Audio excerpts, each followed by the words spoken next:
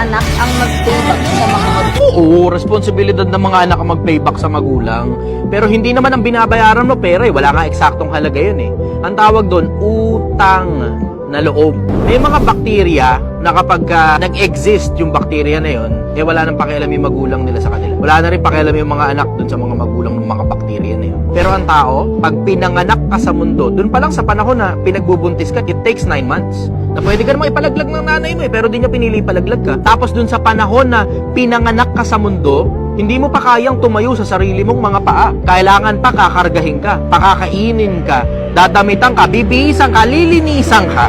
Tapos it will take you somewhere around 16 to 18 years para lang makakilos ka sa sarili mo, na kaya mo na sarili mong buto-buto. Tapos hindi ka tatanaw ng utang na loob sa magulang mo. Ina. Yun lang pinanganak ka sa mundo, enough na para tanawin mong utang na loob sa magulang mo.